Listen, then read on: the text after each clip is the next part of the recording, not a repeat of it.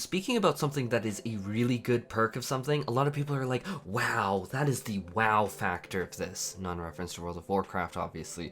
But for me, I call this the Final Fantasy XIV developer factor. That wow factor of 14 to me.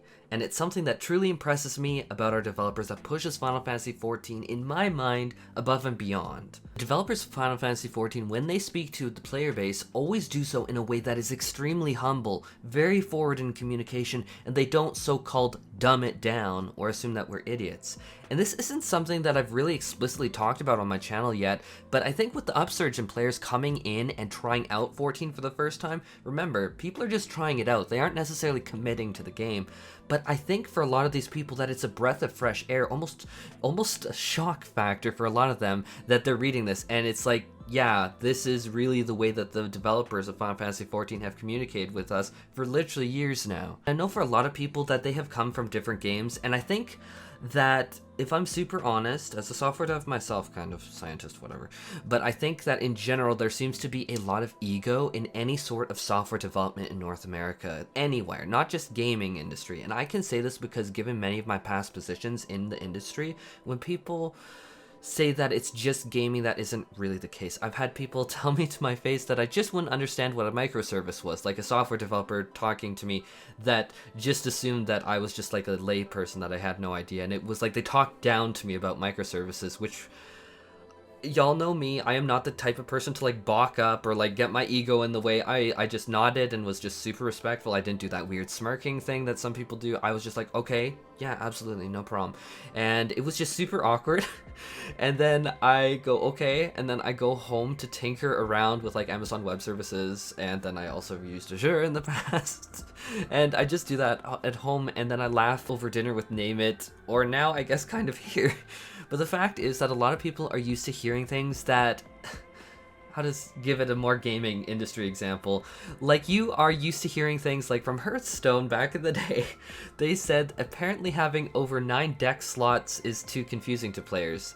And I remember that as a longtime Hearthstone player, and I'm like, how to say it?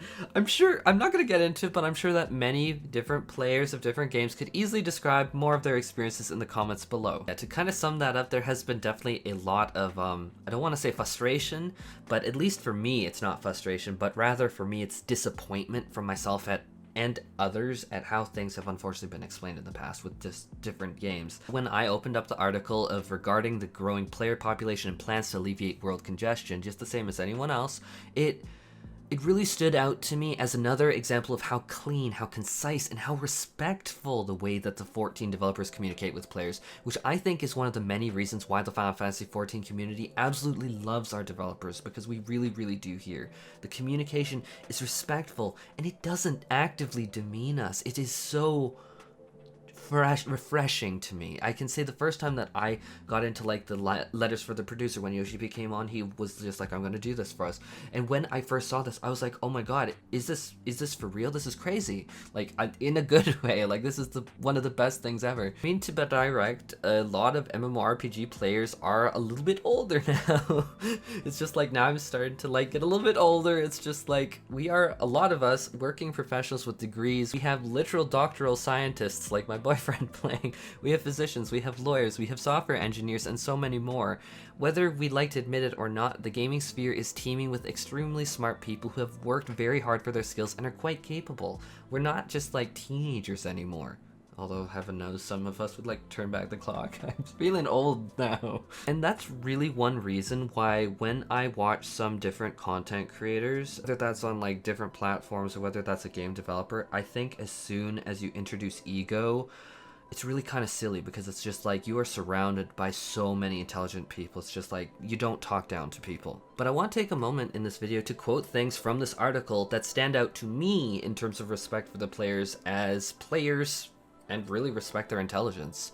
And obviously the entire article is teeming with respect and apologies and letters from Yoshi P himself on like apologizing. Like, it is such an empathetic letter. Like, it's just so easy to like understand where they're coming from and empathize with it just from the way it's worded. It is so impressive. But anyhow, more about the quotes though.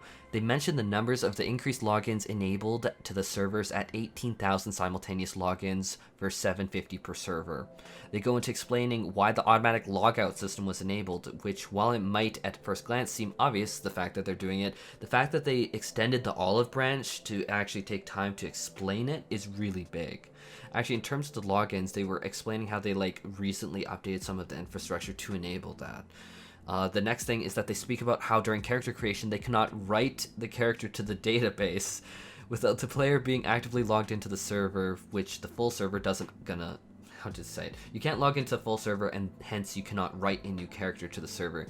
I'm still trying to think right now as I'm saying it of a single time that any developer has actively mentioned CRUD or CRUD, create, read, update, delete to anyone. It's actually so impressive that they just included that. I'm like, what? Next up, there is an extremely long and detailed section where the developers explicitly speak about the current roadblocks like travel restrictions due to the current world state, semiconductor shortage, goals to works on infrastructure, and original goalposts and plans being modified to accommodate the new player surge. And yeah, for anyone who sees this and is just like, is this normal? Yeah, this is the level of transparency and respect that the 14 community has come to love from our developers, but this is far from the first time that we've had this level of communication. Consistently brought information through live letters where our developers state what their plans are, explain why they're doing what they're doing, and give us teasers of upcoming content, whether that's mounts, minions, glamours, or otherwise. But as another example of the developers communicating, they explicitly have gone into detail about the removal of belts in Endwalker and explained why they did that, what they plan to reallocate the resources towards, and goals moving forward at an extreme depth, way more extreme than I can remember any other developer doing for like the player base to explain. Another example would be that the developers communicated extremely clearly on how, or why rather, they are downscaling the game values to further enable themselves to maintain Final Fantasy XIV and expand upon its content in the long term for the long-term longevity and health of the game. Like, the developers flat out talked about calculations and mentioned number overflow resulting in defects in the code. Like, this level of transparency is beyond anything that I've ever seen in game development in the past. You so rarely see any developer willing to state something like this because it requires a really big relaxation of the ego to say something like this, because it's like, okay, this is a problem, we're going to try and solve it, unfortunately this is a thing that came to pass, let's explain why this happened. And it's so humbling to do. And for sure, any software developers, we've seen overflow in numbers. Anyone doing coding in C or C++ knows that you can turn an int from a big number into a negative number pretty easily if you're silly. But heck, honestly, if you've done any level of security, then you've seen buffer overflows or even done them yourself, and it's just the fun that they can cause to your servers. But this is the level of respect and transparency that I'm talking about. This is the wow factor of Final Fantasy XIV. The developer factor is such a huge thing. I read this off and it comes off as respectful. Then they explain the calculation limits, the reasoning behind it, the plans ahead of what they're going to do to tackle it, and the rest is really huge. This level of transparency is amazing to me. But this is also kind of got expanded recently in the developers explaining in like a Q&A format any potential issues that might arise and their plans to address them that they already have implemented before the issues even came up. This level of attention to detail is something that is just so appreciated, and then to communicate it is just the next level. To say the least, yeah. Final Fantasy XIV developers have always communicated this way, and they are truly a blessing. We are so fortunate as a community.